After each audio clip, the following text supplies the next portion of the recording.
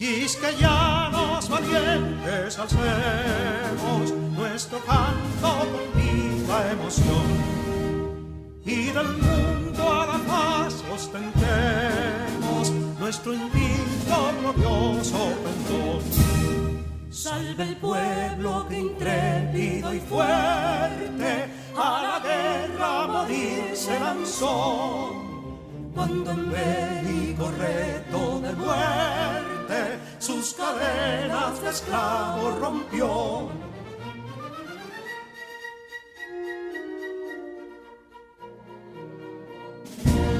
Ningún pueblo ser libre merece si es esclavo, indolente y servil. Si en su pecho la llama no crece, que templó el heroísmo viril, más que estrella la indómita y brava, siempre altiva la frente alzará, que si fuere mil veces esclava, otras tantas ser libres habrá.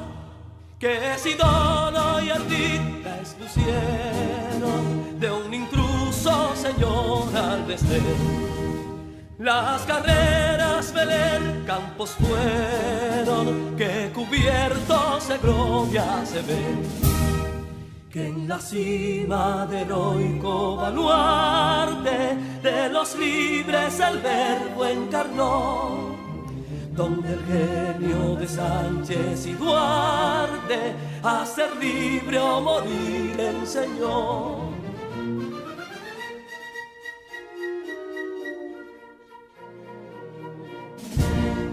Y si pudo inconsulto caudillo de esas glorias el brillo empañar, de la guerra se vio en Capotillo la bandera de fuego ondear.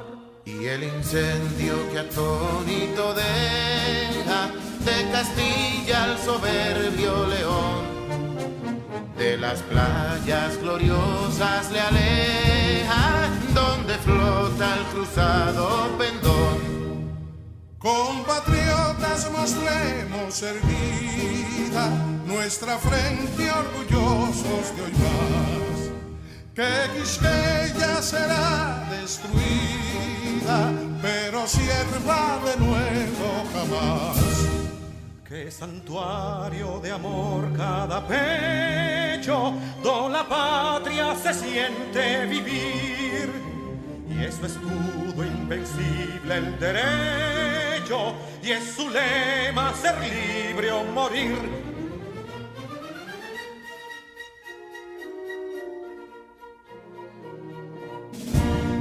Libertad que aún se yergue serena, la victoria en tu carro triunfal, y el clarín de la guerra aún resuena, pregonando su gloria inmortal. Libertad, que los ecos se agiten mientras llenos de noble ansiedad nuestros campos de gloria repiten. Libertad, libertad, libertad.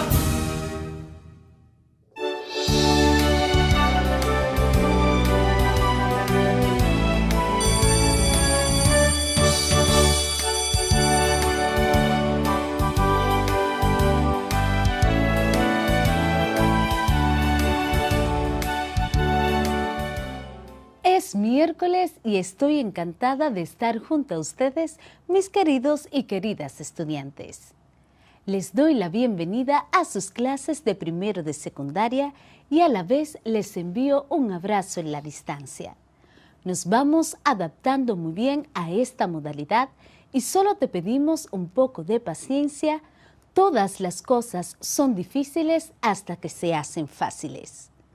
Hoy tenemos unas excelentes asignaturas que corresponden a matemáticas, ciencias sociales e inglés. En matemáticas aprenderemos de los cuerpos geométricos, la clasificación de los poliedros. En ciencias sociales hablaremos del antillanismo.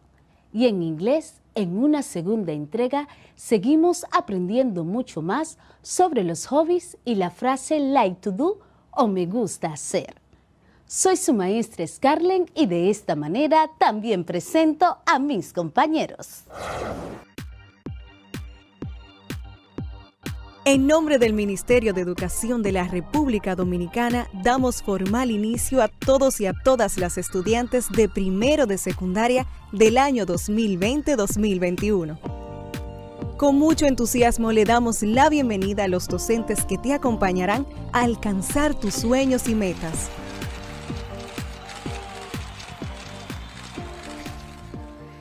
Soy Luz María Rodríguez, tu maestra de matemáticas, y junto a ti sumaremos voluntades, buscaremos soluciones y obtendremos el mejor de los resultados de lo que esperas en tu vida.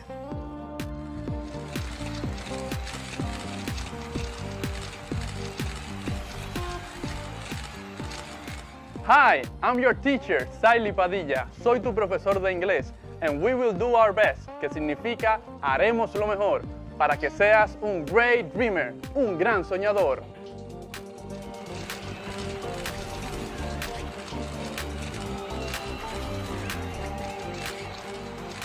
Soy Scarlett Rincón, tu maestra de lengua española, y te acompañaré a navegar con mi imaginación hacia lo épico, lo lírico y lo dramático en este viaje hacia tus sueños.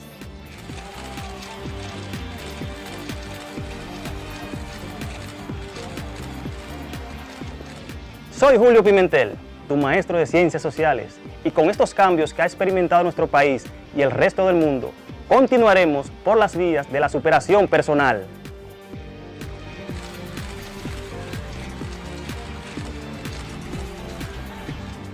Soy Isaura Peralta, tu maestra de Ciencias de la Naturaleza. Aquí nos encontraremos para aprender y experimentar. Vamos a descubrir cómo relacionarnos con nuestro entorno y apreciar la vida.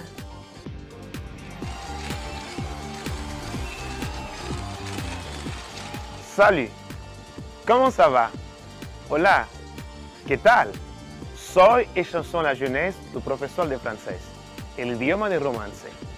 Te invito a un increíble viaje de conocimientos que nunca olvidarás. ¡Voilà! Estudiantes y maestros, bienvenidos y bienvenidas a este compromiso por el futuro de nuestro país. Y tú, sé quien quieras ser.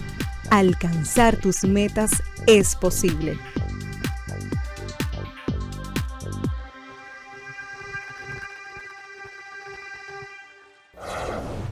Hola, mi nombre es Carla Maciel y como ustedes estoy muy entusiasmada por comenzar nuestro día de aprendizaje. Vamos todos y todas a crear las condiciones físicas y emocionales para que podamos disfrutar del progreso que es aprender. Lo importante es disfrutar el camino del conocimiento y hacer de él una fiesta. Aprender puede ser, si nos lo proponemos, una experiencia divertida y creativa. Recuerdo que cuando estudiaba en la escuela secundaria hicimos varias excursiones a distintas partes del país como parte del programa de la clase. En cada uno de esos viajes observé que hay muchos monumentos en nuestro país con formas geométricas. Por ejemplo, en Constanza está el monumento al Divino Niño Jesús que tiene forma de tetaedro. En Santiago, el monumento a los héroes de la Restauración que tiene forma de cilindro en su parte superior. En Santo Domingo, el obelisco Macho, que es un prisma triangular. Y el faro a Colón, que tiene forma de pirámide cuadrangular. ¿Y tú, te habías fijado que en nuestro país estamos rodeados de monumentos y edificaciones construidas geométricamente? Hoy, en tu clase de Matemáticas para la Vida, continuamos tratando el tema de los cuerpos geométricos. Esta vez en lo referente a la clasificación y características de los poliedros. Así que, quédate atento, atenta, que vamos a empezar.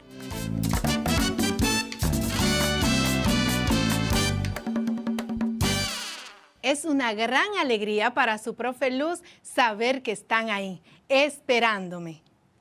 Y eso lo sé porque ustedes mismos lo dicen.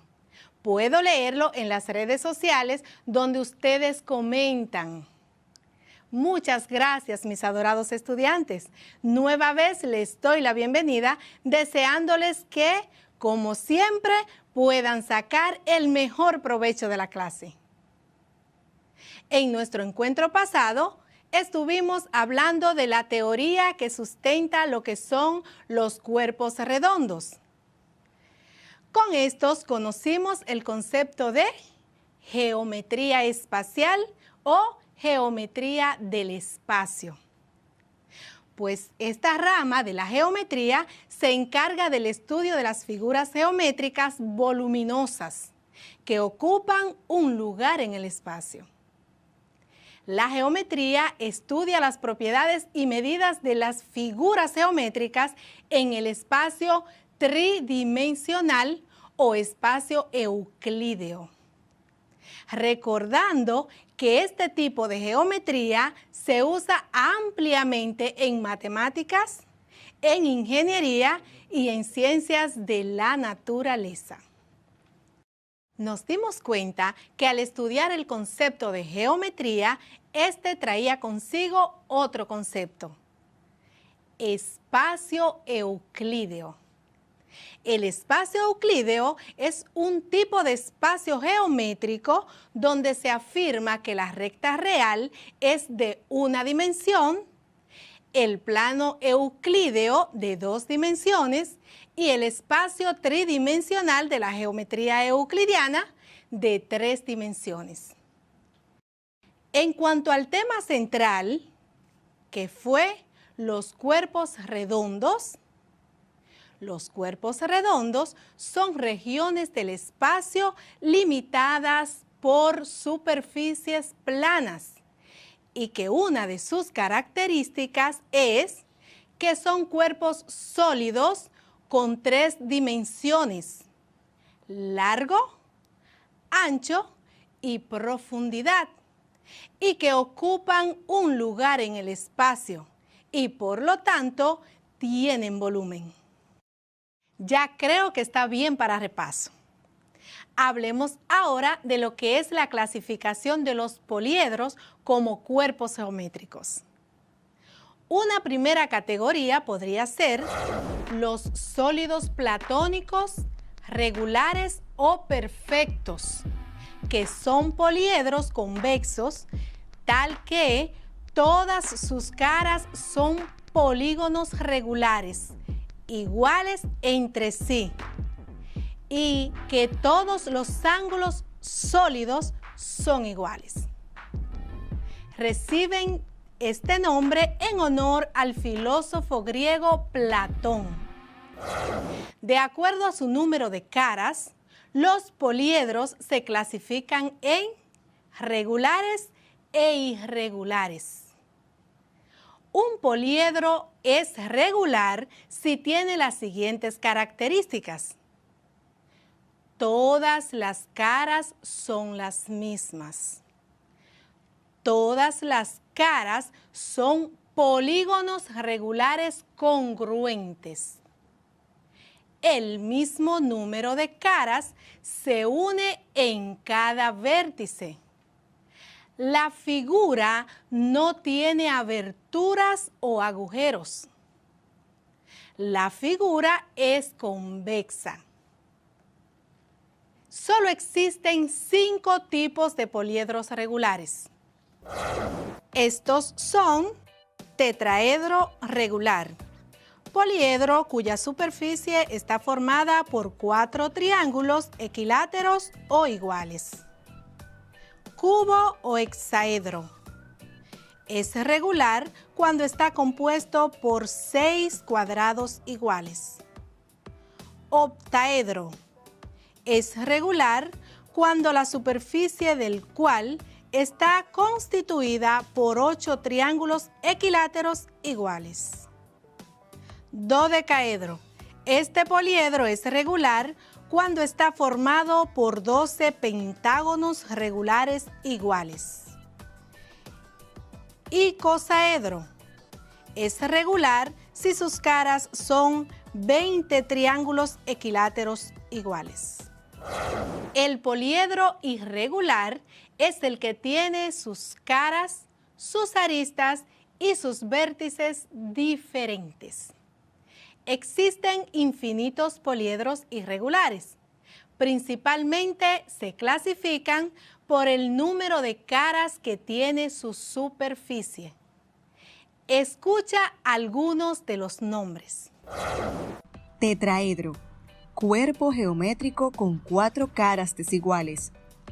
Pentaedro, cuerpo geométrico con 5 caras que son polígonos no iguales.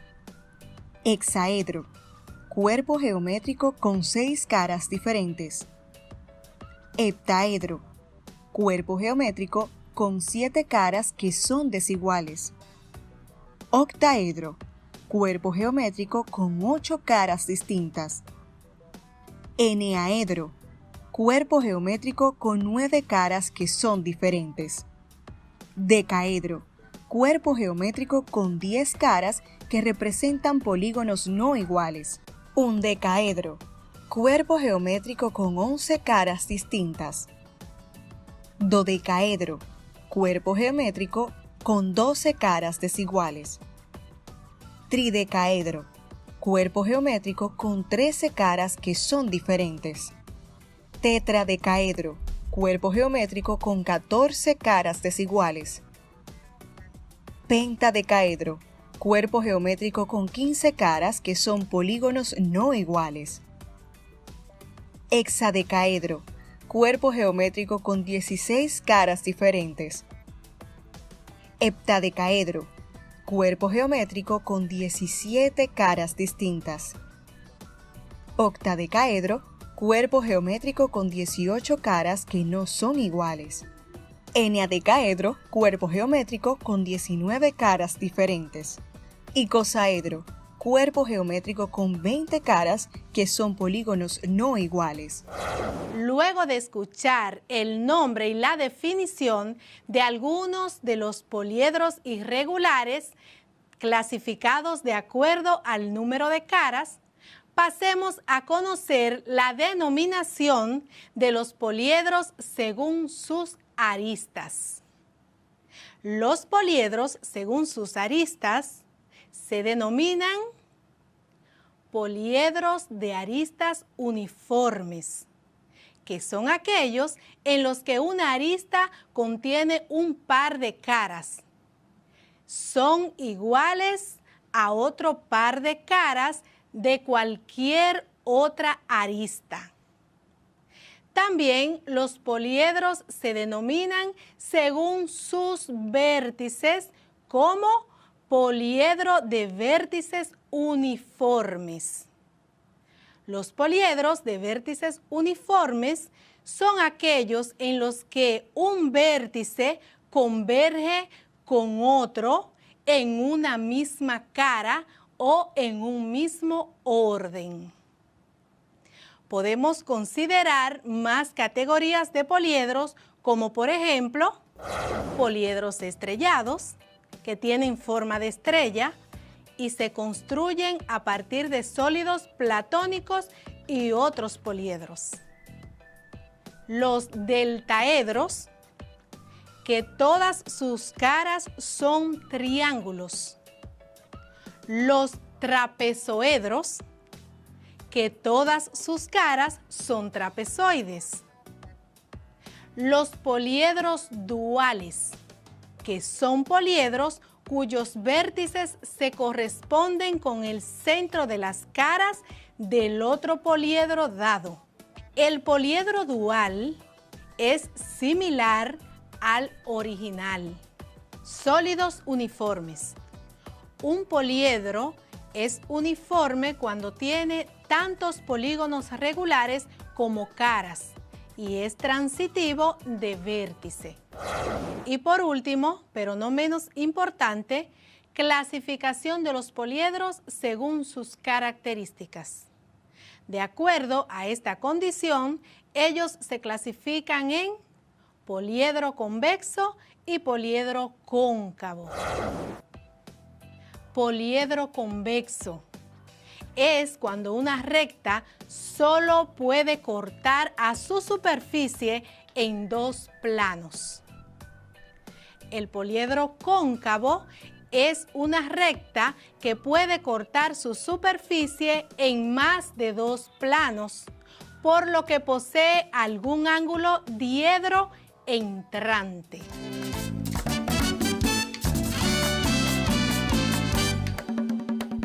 Ahora vamos a repasar. Esta vez me voy a imaginar que tú estás haciéndome preguntas, entonces yo te las respondo. Piensa en qué cosas me preguntarías del tema de hoy, a ver si coincido contigo. Empecemos. ¿Qué nombre recibe el cuerpo geométrico que tiene 9 caras? ¿Qué nombre recibe el cuerpo geométrico que tiene 9 caras?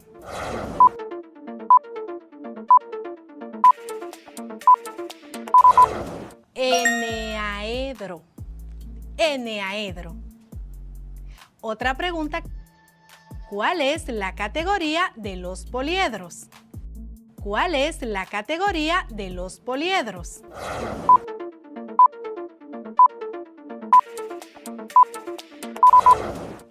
La categoría es como si fuera otra clasificación que se les hace a los poliedros. En ese sentido tendríamos los poliedros estrellados, deltaedros, trapezoedros, duales y uniformes. También me preguntarías cuáles características tienen los poliedros regulares. ¿Cuáles características tienen los poliedros regulares?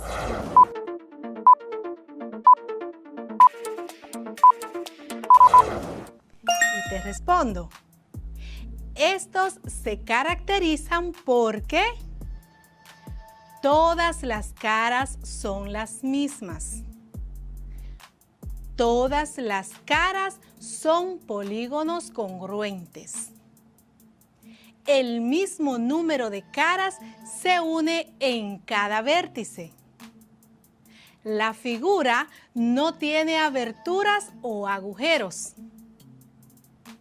Y la figura es convexa.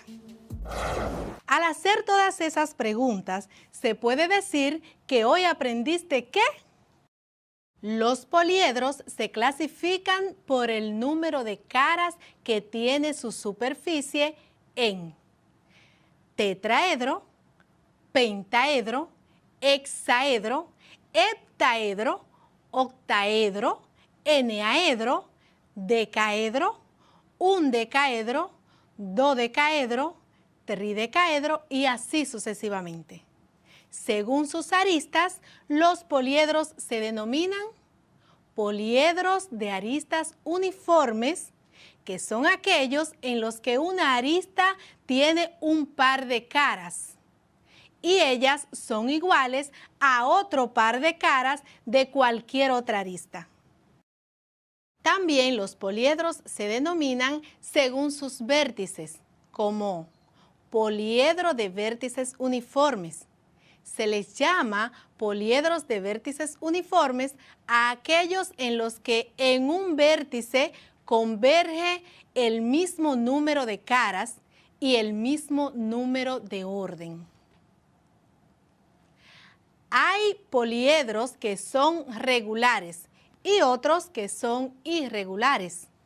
Los poliedros regulares tienen sus elementos comunes y los irregulares no. Permíteme aclararte algo en este sentido. Tal vez viste en esta clasificación de los poliedros que un solo poliedro geométrico está en las dos clasificaciones. Pues te digo que esto es posible siempre que dicho poliedro tenga las características que exige cada clasificación. Por ejemplo, el octaedro. está en los dos lados, pero esto es porque se puede construir haciendo que sus caras sean diferentes para el caso del poliedro irregular o haciendo que sus caras sean iguales para el caso del poliedro regular. Y eso pasa con los demás cuerpos geométricos. ¿Recuerdas que tenemos una deuda pendiente, tú y yo? Hay una adivinanza que te dejé en la clase anterior para que me traigas la respuesta hoy. La pregunta dice así: ¿cuál es el edificio que más geometría tiene? ¿Conseguiste la respuesta? Pues nada más y nada menos que la biblioteca. Hay muchísimos libros de geometría en la biblioteca. Bueno, me despido de ti hoy con una frase. En la vida hay que evitar dos figuras geométricas: los círculos viciosos y las mentes cuadradas. Te deseo un feliz y bendecido resto del día. Hasta un próximo encuentro.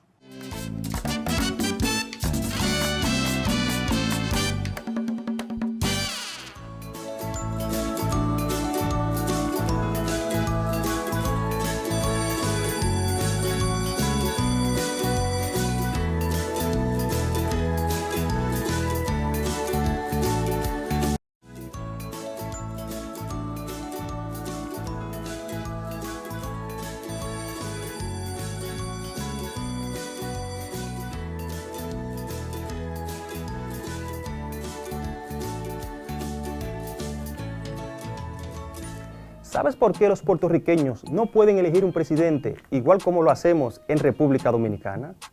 ¿No? Pues te explico. Lo que sucede es que Puerto Rico es un estado libre asociado de los Estados Unidos. Este estatus da a la isla caribeña cierta independencia sobre sus asuntos internos, por lo que pueden elegir un gobernador, mas no un presidente. Es que Puerto Rico fue una colonia española hasta la Guerra Hispano-Estadounidense de 1898, cuando pasó a control de los Estados Unidos. Aunque los puertorriqueños son ciudadanos estadounidenses, no pueden votar en las elecciones presidenciales de los Estados Unidos si residen en la isla. Tampoco están obligados a pagar impuestos federales sobre la renta, pero no se benefician de las mismas ayudas de los ciudadanos de los estados federales. Para que te sigas informando más acerca de las islas del Caribe y sobre el antillanismo, no te muevas y presta atención a lo que viene.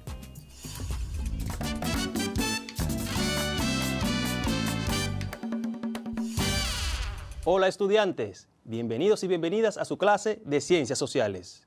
Con ustedes, su profesor Julio Pimentel. Como siempre te recuerdo que en el transcurso de la clase no tienes que copiar o anotar literalmente cada concepto que te definamos. Las anotaciones pertinentes que quieras hacer en tu cuaderno acerca de la clase las puedes hacer en el resumen y en los ejercicios de aprendizaje, donde siempre hacemos énfasis en los conceptos y definiciones más importantes.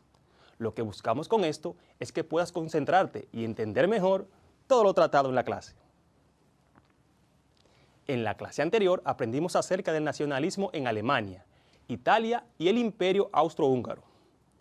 Conocimos que el nacionalismo alemán es una ideología política y cultural que afirma que los alemanes son una nación y que promueve entre estos la unidad cultural. Conocimos además que el nacionalismo más extremo que ha vivido Alemania en toda su historia ha sido el nazismo. Vimos también que el nacionalismo italiano permitió la unificación italiana durante la segunda mitad del siglo XIX, donde los 7 estados independientes de la península itálica que compartían historia, religión y tradiciones se unieron para formar el Reino de Italia. Hay que destacar que el precursor del nacionalismo italiano fue Nicolás Maquiavelo y que la forma más radical de nacionalismo que ha vivido Italia en toda su historia ha sido el fascismo. En la clase anterior aprendimos también acerca del Imperio Austrohúngaro, donde vimos que este fue un estado europeo que nació en 1867 y terminó en 1919, el cual estaba constituido por un extenso territorio y tuvo un gran protagonismo durante la Primera Guerra Mundial, ya que formó parte de la Triple Alianza junto a Alemania.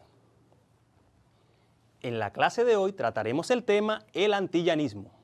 Por otro lado, los conceptos y definiciones más importantes que abordaremos acerca de este tema son concepto de antillanismo e ideas desarrolladas sobre este a fines del siglo XIX, principales exponentes de las ideas antillanistas en el Caribe en sus diferentes contextos, unión de los pueblos antillanos como forma de proteger su cultura e identidad. Como ya repasamos los aspectos más importantes de la clase anterior y ya sabemos lo que aprenderemos hoy, comencemos. Iniciemos conociendo qué es el antillanismo y cuáles fueron las ideas desarrolladas sobre este a finales del siglo XIX.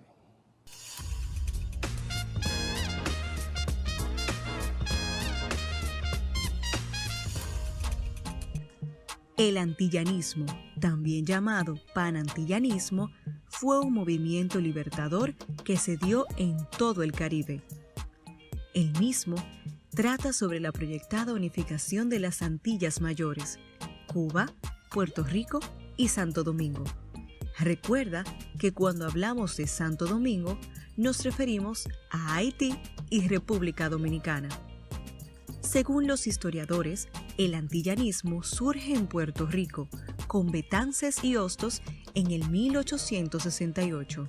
Sin embargo, según el historiador Emilio Cordero, nos dice que la cuna del antillanismo surge en República Dominicana en el 1864 con la Guerra de la Restauración.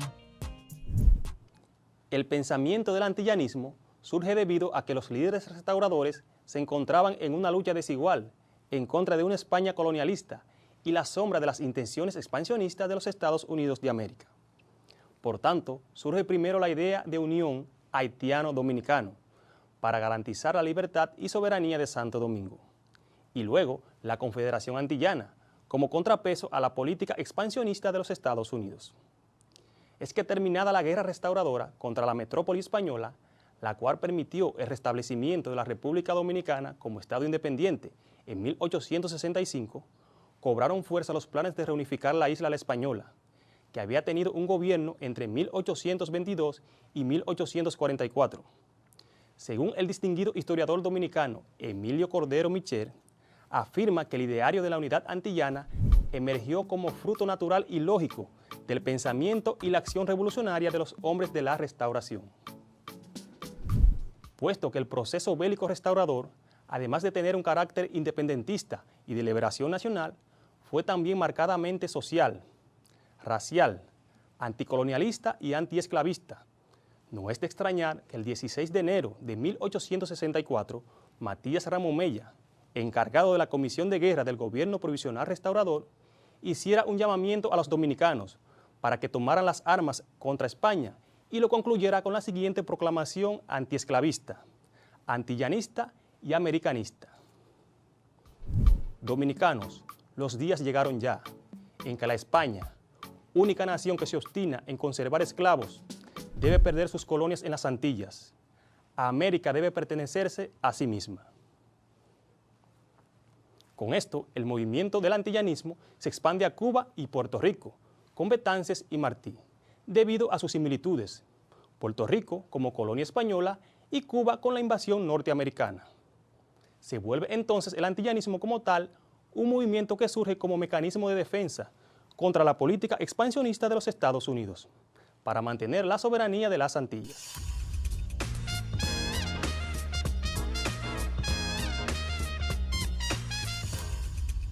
Es momento de hablarles de los principales exponentes de las ideas antillanistas en el Caribe en sus diferentes contextos. Entre los principales exponentes del antillanismo están políticos e intelectuales. De estos podemos mencionar los puertorriqueños Ramón Emeterio Betances, Eugenio María de Hostos, Segundo Ruiz y José Francisco Basora. Los dominicanos Matías Ramos Mella, Gregorio Luperón, Ulises Espaillat, José María Cabral y Pedro Francisco Bonó. Los haitianos Nissas Sayed, Fabre Gefrard, Luis Joseph Jambier y Antenor Firmin. Y los cubanos Juan Manuel Macías, Francisco Vicente Aguilera, Antonio Maceo, José Martí y el cubano dominicano Máximo Gómez. Esto por mencionar los más relevantes, los cuales coincidían en la necesidad de alcanzar la unidad de Haití, República Dominicana, Cuba y Puerto Rico, estas dos últimas todavía colonias de España.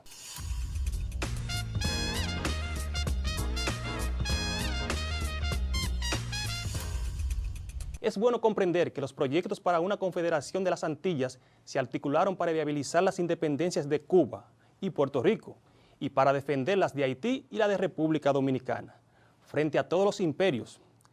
Casi todos los proyectos coincidieron también por la gran rivalidad contra Estados Unidos en Francia y España, en la promoción del latinoamericanismo, para intentar conseguir apoyo regional para sus luchas antillanistas, basada en la concepción de amenaza que tenían todos estos de parte del Imperio del Norte, los Estados Unidos de América.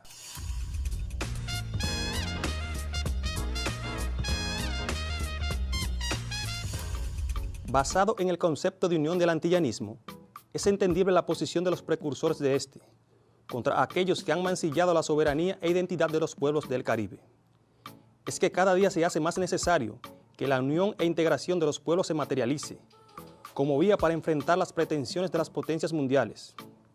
Un imperativo fundamental para los pueblos de nuestra América es la urgente integración, ya que muchos factores así lo condicionan. Es por tanto inminente que se creen convenios de cooperación y ayuda mutua entre los diferentes países de América Latina y el Caribe, para imponernos en este mundo cada vez más neoliberal.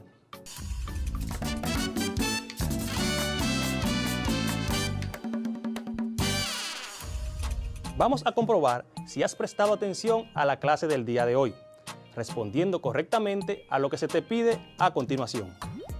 Selecciona la respuesta correcta. Número 1. Fue un movimiento libertador que se dio en todo el Caribe. La misma trata sobre la proyectada unificación de las Antillas Mayores, Cuba, Puerto Rico y Santo Domingo. Te repito, fue un movimiento libertador que se dio en todo el Caribe. La misma trata sobre la proyectada unificación de las Antillas Mayores, Cuba, Puerto Rico y Santo Domingo. A. Antillanismo. B. El nacionalismo. C. Socialismo.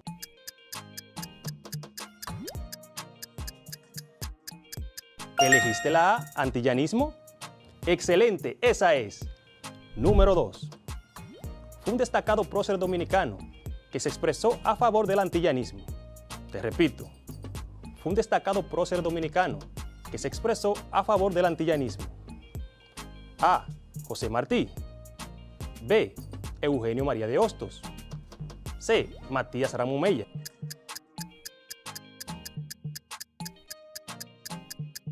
Exactamente, la C. Matías Ramón Mella. Muy bien.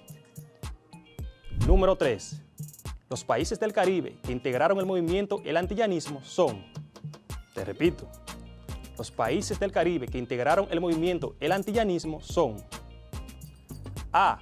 Ecuador, México y Brasil. B. Nicaragua, Perú, Argentina y Bolivia. C. Puerto Rico, Cuba, Haití y República Dominicana.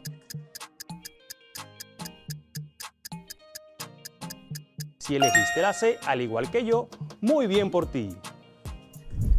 Ahora vas a identificar cuál de los siguientes países no perteneció al movimiento El Antillanismo.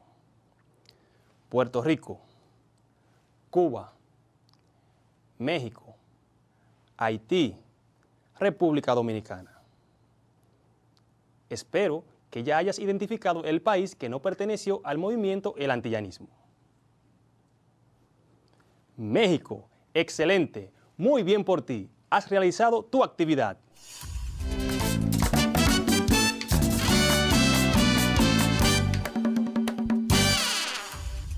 En el día de hoy aprendimos acerca del antillanismo, donde comprendimos que el antillanismo fue un movimiento libertador que se dio en todo el Caribe, que buscaba la unificación de las Antillas Mayores, Cuba, Puerto Rico y la isla de Santo Domingo. Vimos que el pensamiento antillanismo surge debido a que los líderes restauradores se encontraban en una lucha desigual en contra de una España colonialista y la sombra de las intenciones expansionistas de los Estados Unidos de América. Conocimos además los principales exponentes del antillanismo. En el día de hoy aprendimos también que la Unión de los Pueblos Antillanos buscaba proteger su cultura e identidad, además de viabilizar las independencias de Cuba y Puerto Rico y defender las de Haití y la de República Dominicana. Esto frente a todos los imperios que atentaran contra estos pueblos. Hemos llegado al final de la clase del día de hoy, pero antes te exhorto a seguir investigando más acerca del antillanismo. Recuerda afianzar más en tu cuadernillo de trabajo. Hoy aprendimos Ciencias Sociales con tu profesor Julio Pimentel. Hasta la próxima clase.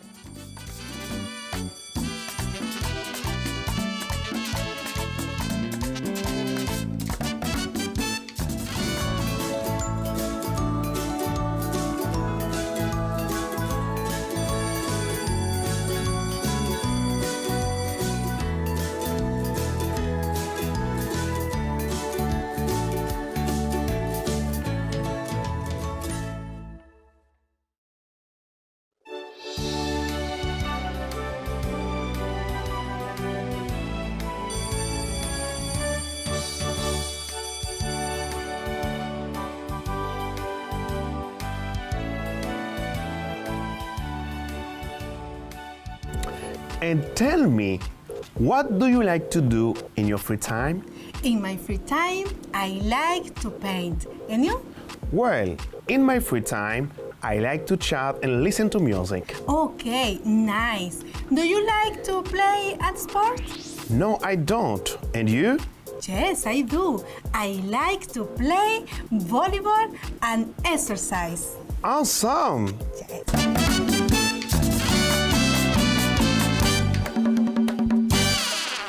Hello, student. Welcome back to your English class. I'm your teacher, Saily Padilla. I hope that you are at your place and ready to take notes of the most important things of today's class. Te recuerdo que mi mayor deseo es que aprendas inglés desde casa preservando tu salud. Let's make a review of our last class. Repasemos nuestra clase anterior. In this one, we learned some free time activities and the verb to like. En esta aprendimos algunas actividades de tiempo libre y el verbo to like, gustar o agradar. Por ejemplo, su conjugación. I like, you like, he likes, she likes, it likes, we like, you like, they like. También aprendimos la pregunta, what do you like to do in your free time? ¿Qué te gusta hacer en tu tiempo libre? What do you like to do in your free time? Así como algunas actividades de tiempo libre. Estas fueron: sing, cantar; dance, bailar; play video games, jugar videojuegos; read, leer; watch TV, ver televisión.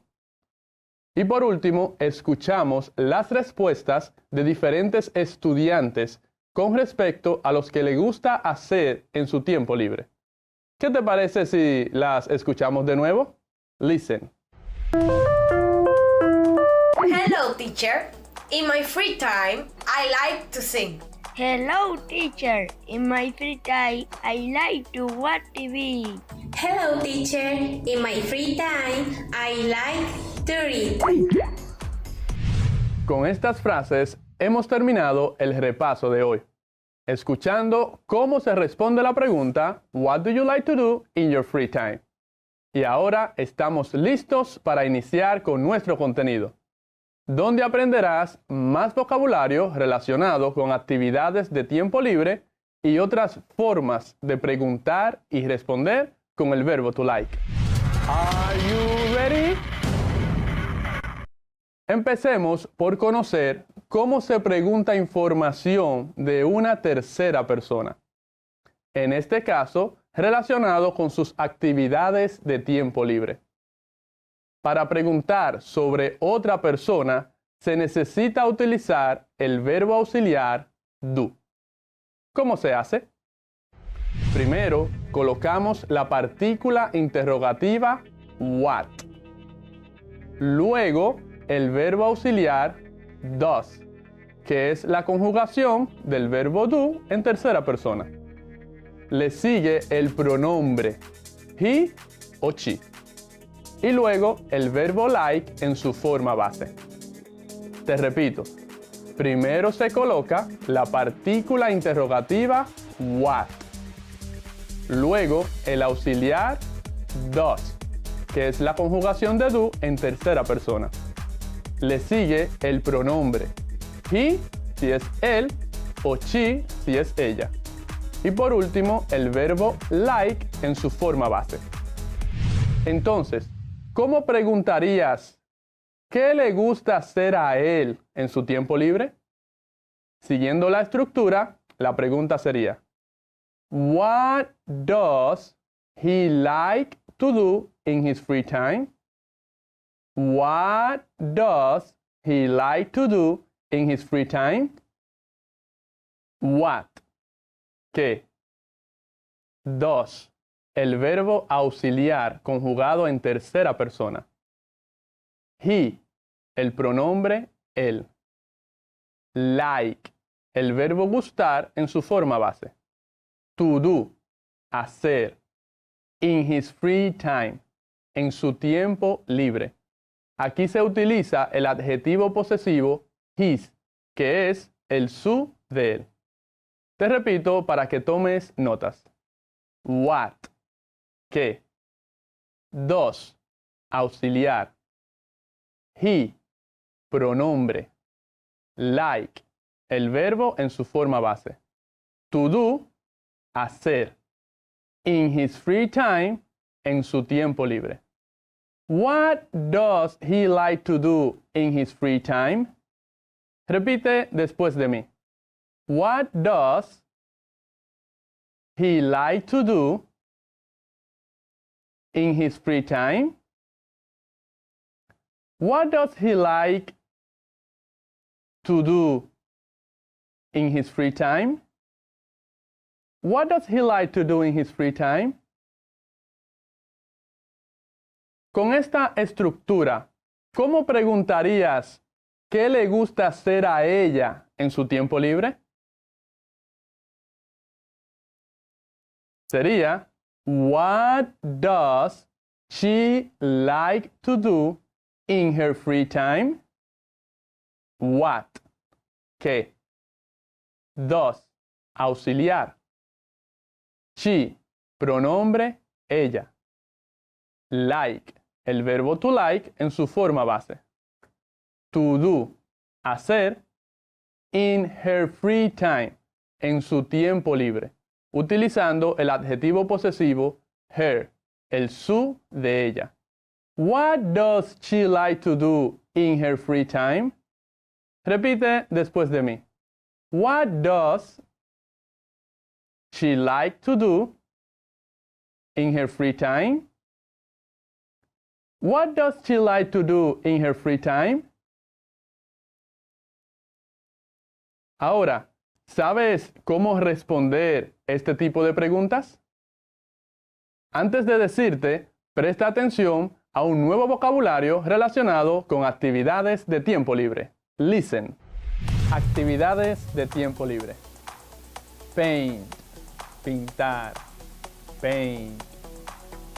Chat. Chatear. Chat.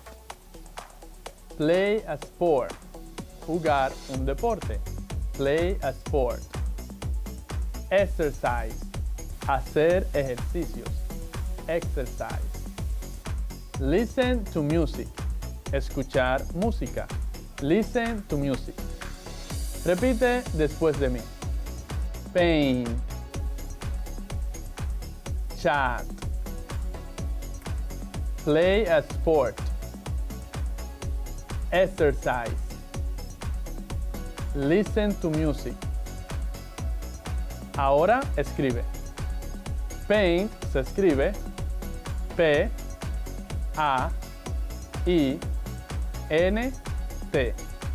Paint. Chat. H-A-T. Chat. Play a sport. P-L-A-Y-A-S-P-O-R-T.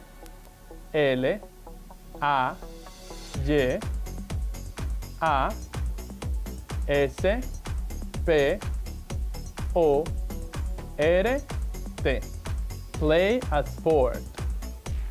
Exercise. E-X-E-R-C-I-S-E.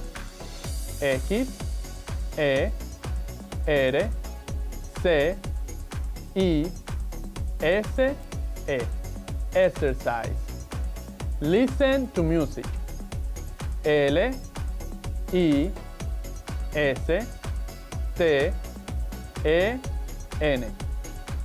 T-O-M-U-S-I-C.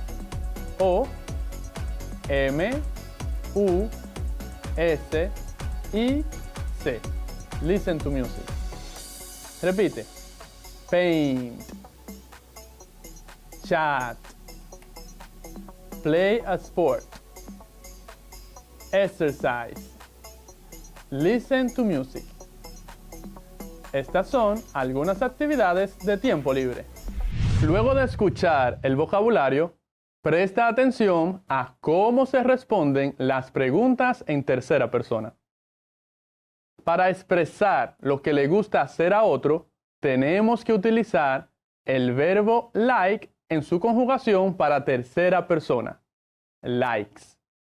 Te repito, para expresar lo que le gusta hacer a otro, tenemos que utilizar el verbo to like en su conjugación para tercera persona. Likes. Por ejemplo, si quieres expresar a él le gusta chatear, dirías, he likes to chat.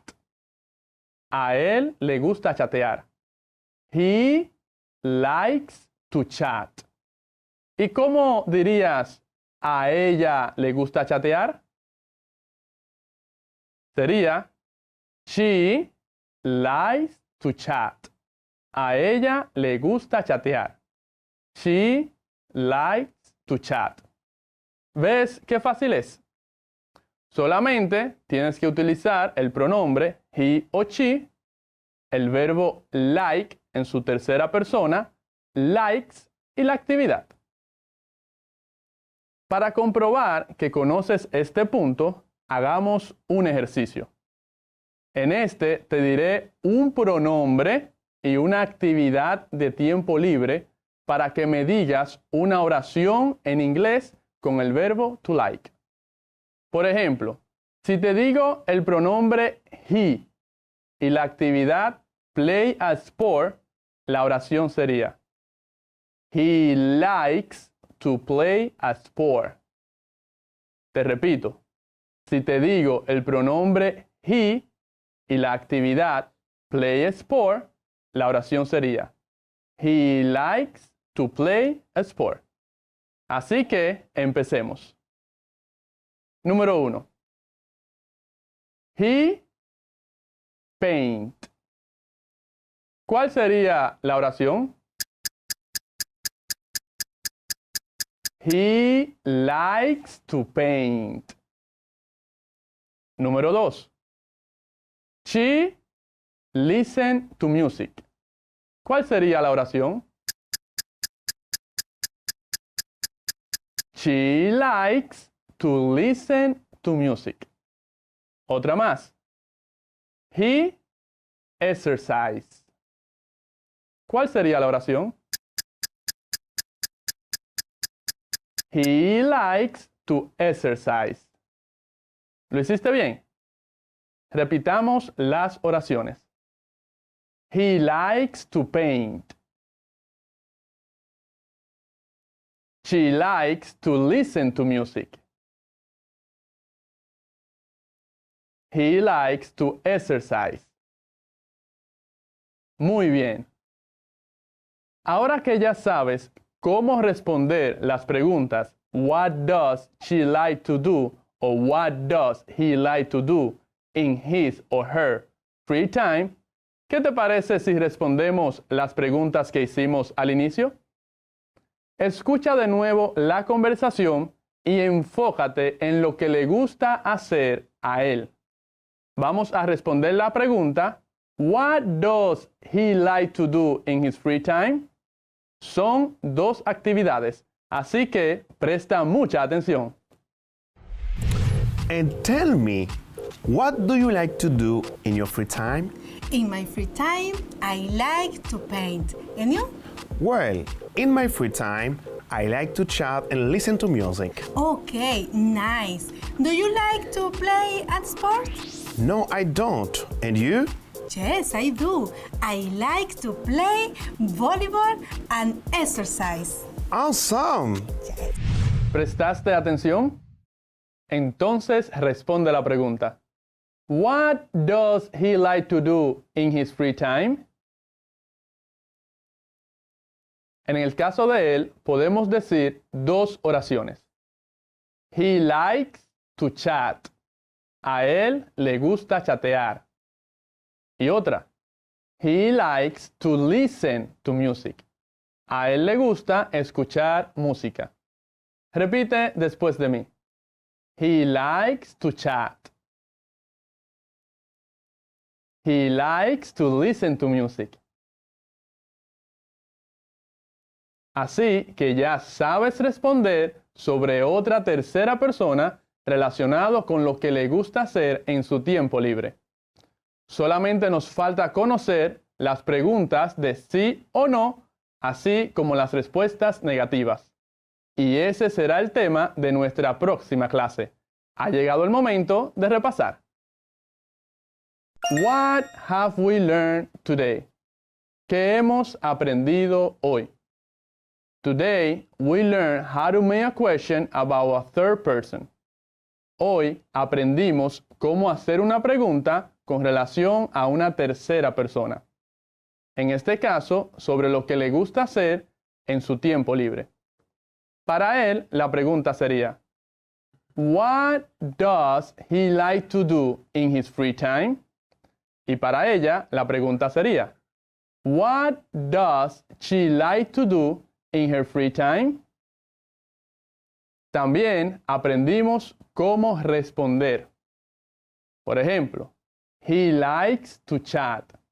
A él le gusta chatear. Otro ejemplo, she likes to chat. A ella le gusta chatear. Además, aprendimos un nuevo vocabulario relacionado con actividades de tiempo libre. Este fue paint, pintar. Chat, chatear. Play a sport, jugar un deporte. Exercise, hacer ejercicios. Listen to music, escuchar música. Es muy importante que practiques todos los días lo que aprendes en tus clases de inglés. Además, si enseñas a otros, es más probable que recuerdes todo lo que has aprendido. Para mí es un placer compartir contigo todos estos conocimientos de la lengua inglesa. Si quieres seguir aprendiendo más, no te pierdas nuestra próxima clase. Se despide tu teacher, Saily Padilla. Goodbye, see you next class.